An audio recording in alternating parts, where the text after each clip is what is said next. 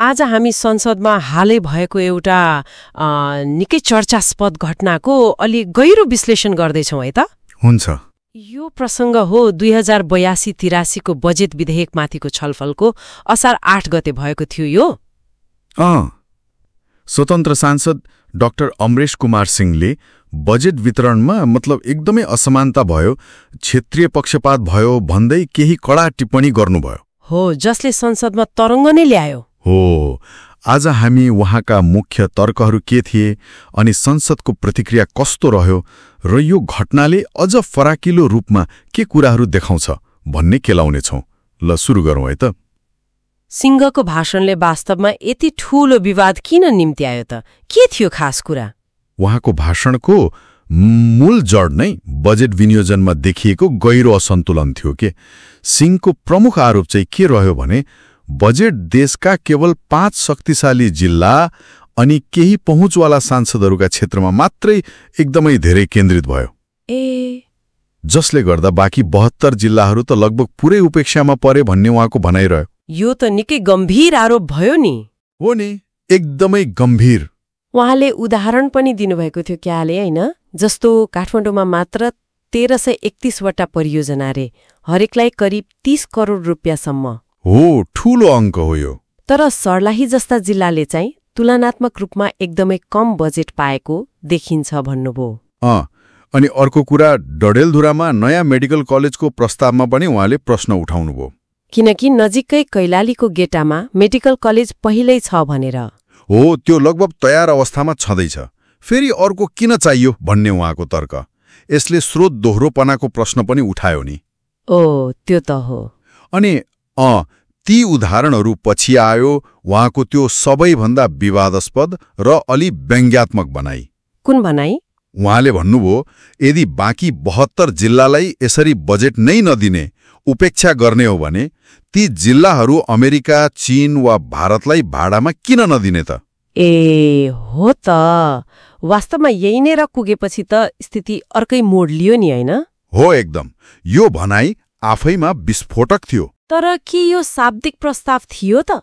उहाँले साँच्चै त्यसो गर्नुपर्छ भन्न खोज्नु भएको हो र? पक्की पनि थिएन। मेरो विचारमा यसलाई शाब्दिक रूपमा बुझ्नु भएन। यो त बजेट असमानताको त्यो डरलाग्दो तस्विरलाई अलि अतिरञ्जित पाराले चर्को रूपमा प्रस्तुत गर्ने एउटा व्यङ्ग्यात्मक शैली थियो भन्न सकिन्छ। मतलब असमानता कति गहिरो छ भनेर देखाउनलाई? हो, ठ्याक्कै। स्रोत वितरणमा रहेको त्यो चरम विभेदलाई उजागर गर्नु नै उहाँको उद्देश्य थियो होला। तर यस्तो शैलीले विवाद निम्त्याउनु त स्वाभाविक नै भयो, किनकि यसले राष्ट्रिय संवेदनशीलतालाई छोयो। व्यङ्ग्यलै भए पनि के यस्तो भाषा प्रयोग गर्नु जरुरी थियो त? कतै यसले मूल मुद्दा त्यो बजेट असमानताको कुरालाई नै ओझेलमा पारेन र ध्यान अन्तै मोडेन र? यो एकदमै महत्त्वपूर्ण प्रश्न हो।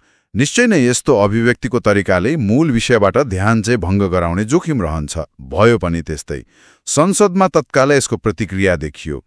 नेकपा एमालेका मुख्य सचेतक महेश बर्तोलाले सिंहको भनाइलाई देशविरोधी र अत्यन्तै आपत्तिजनक भन्दै तुरन्तै नियमापत्ति जनाउनुभयो। अनि त्यसपछि सभामुखले हस्तक्षेप गर्नुभयो। हो, सभामुख देवराज घिमिरेले सिंहको त्यो विवादास्पद अंश, खास गरी त्यो जिल्लाहरू भाडामा दिने भन्ने वाक्यांश संसदीय अभिलेखबाट हटाउन निर्देशन दिनुभयो। सामान्यतया यस्तो निर्देशनपछि त सांसदहरू चुप लाग्छन् होला नि। हो, प्राय त्यस्तै हुन्छ, आफ्नो स्थानमा फर्कन्छन्। तर यहाँ त्यस्तो भएन। के भयो त? सिंहले सभामुखको निर्देशन मान्नु भएन, उल्टै सभामुखमाथि नै पक्षपातको आरोप लगाउनुभयो। तपाईँ युएमएलको अण्डा भएर काम गर्दै हुनुहुन्छ भन्दै। ओहो, यो त झन गम्भीर भयो। हो, अनि उहाँले सबै सांसद समान हुनुपर्ने र आफूले सत्य बोलेको तर्क गर्दै रोस्ट्रम छोड्न मान्नु भएन।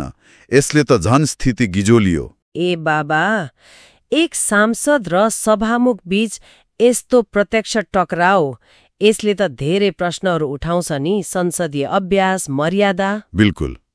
यो एक सांसद र सभामुख बीचको प्रत्यक्ष टकराउको दुर्लभ तर गम्भीर क्षण थियो। यसले एकातिर सांसदको अभिव्यक्ति स्वतन्त्रता र संसदीय विशेषाधिकारको प्रश्न उठाउँछ, अनि अर्कोतिर सभामुखको सदन सञ्चालन गर्ने अधिकार, उहाँको निष्पक्षता र संसदीय मर्यादाको प्रश्न पनि तेर्स्याउँछ। यो निकै जटिल सन्तुलनको विषय हो नि। तर सभामुखको दृष्टिकोणबाट हेर्दा पनि त सदनको सुव्यवस्था र मर्यादा कायम राख्नु उहाँको प्रमुख दायित्व हो होइन र? उहाँले त नियम पालना गराउन खोज्नु भएको हुन सक्छ नि। निश्चय नै सभामुखको भूमिका नै सदनलाई नियमसङ्गत र मर्यादित ढङ्गले चलाउनु हो।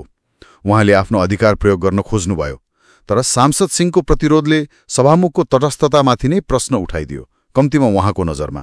अनि अन्त्यमा के भयो त? अन्ततः सभामुखको आदेशअनुसार सिंहका ती टिप्पणीहरू संसदको आधिकारिक रेकर्डबाट त हटाइयो है? हो, तर यो घटनाले संसदभित्रै किसिमको तनाव र असहजता भने पक्कै छाडेर गयो।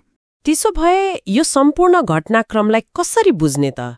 संक्षेपमा भन्नुपर्दा यसले एकातिर बजेट निर्माण प्रक्रियामा विद्यमान वा अनुभव गरिएको क्षेत्रीय असन्तुलन अनि त्यसले सृजना गर्ने राजनीतिक असन्तुष्टिलाई बाहिर ल्यायो। हो, अर्कोतिर सिंहको प्रस्तुति, त्यो व्यङ्ग्यात्मक तर अत्यन्तै विवादास्पद प्रस्तुतिले संसदीय बहसको सीमा र मर्यादाबारे गम्भीर बहस चाहिँ जन्माएको छैन त? हो, र यसलाई अझ फराकिलो दृष्टिकोणबाट हेर्दा यो घटना केवल एक सांसदको अभिव्यक्ति वा बजेटको अङ्कगणित मात्र होइन।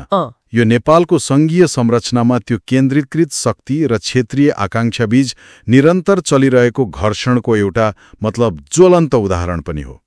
यसले स्रोत विनियोजनमा पारदर्शिता, न्यायसङ्गतता र अझै सहभागितामूलक प्रक्रिया कति आवश्यक छ भन्ने कुरालाई फेरि एकपटक जोड दिएको छ। हो नि। साथै संसदीय अभ्यास, सभामुखको भूमिकाको तटस्थता अनि सांसदहरूको उत्तरदायित्वबारे पनि महत्त्वपूर्ण विमर्श आवश्यक देखिन्छ अब।